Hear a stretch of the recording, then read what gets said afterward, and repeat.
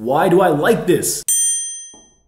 Hey forum, Manny back here with another video on the CascadeScents fragrance station, and this one is on my top 5 best club night out fragrances. And for the record, these are in no specific order, these are just what I've been really happy in going out in lately, and maybe you'll enjoy them too. So let's start off with this, shall we? It's Single Malt from by Kilian. Forum, I think boozy fragrances are great for nights out because they're typically crowd pleasing and they can inevitably get you into the mood of what's to come later that night. And when it comes to boozy scents, this one for me is king in Single Malt. It has a beautiful, sweet yet deep plum opening, and then it's reminiscent of single malt whiskey from there on out.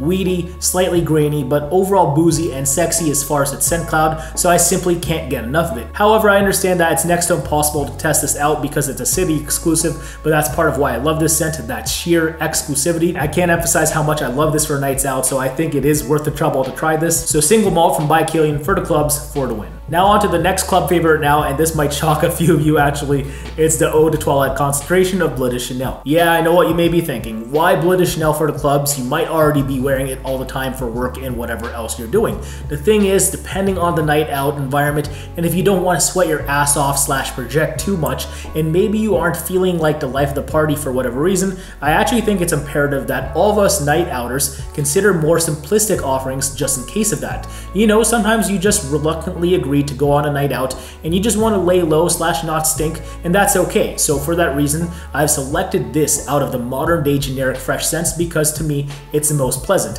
I truly love the EDT's energetic grapefruit vibe with that watery, incensey dry down, and hey, sure there's potential ex-boyfriend vibes because of the sheer recent popularity of this stuff, but I'm not trying to mac with this one. Again, this is for those nights where you don't want to draw too much attention, right? So consider that potential occasion for your arsenal. Again, for me, it's Bleu de Chanel Eau de Toilette. But up next is the opposite kind of scent for night out environments. I swear I'm finna be the life of the party with this one right here, Aventis by Creed. Now whether you live somewhere cooler like me or in the tropics, this stuff is great for temperatures of all kinds because that musky, smoky yet fruity pineapple is way too friendly and undeniable. But you definitely want to test Aventis out accordingly because anosmia induced by olfactory fatigue is definitely a thing. Like you'll stop being able to smell it off of you because it has ingredients / aroma chemicals within it that eventually tire your nose out and strains your ability to make educated smells. That and its batch variation from shipment to shipment is also a mother.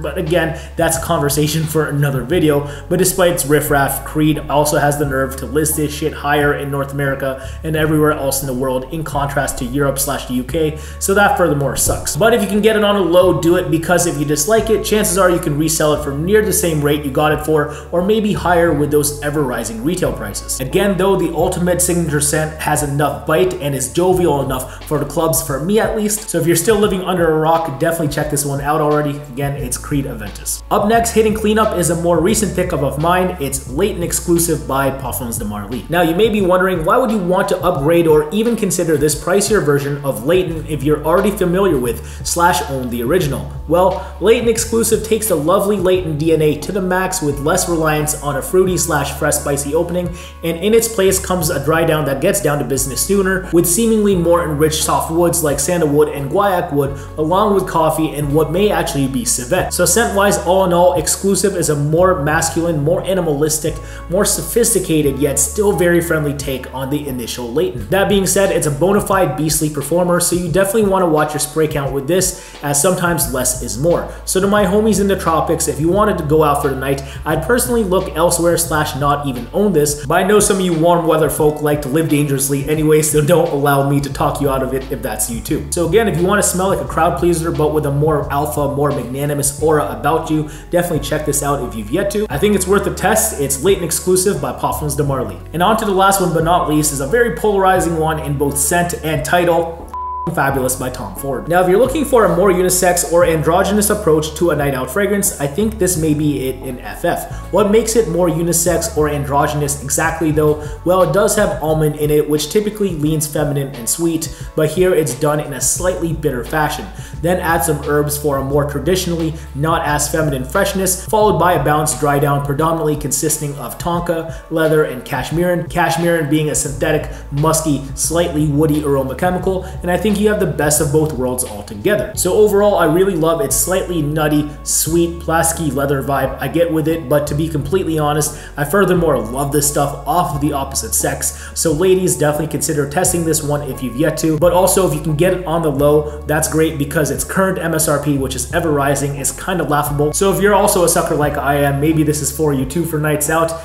Fabulous by Tom Ford. And Forum, that's finally it. Thank you for tuning in. I really appreciate it. Hope you got something out of my best club fragrances for 2019. If you enjoyed the video, please give me a thumbs up and comment below as it really helps me out. And hey, if we reach 500 likes, a random subscriber in the comments also gets an assorted niche fragrance sample pack, so it's the least I could do for you. So I can't wait to hear your feedback, but until then, I think I have to take off because I really should get ready to go out myself. So take care for now. Peace out. Bye. Wear your fragrances.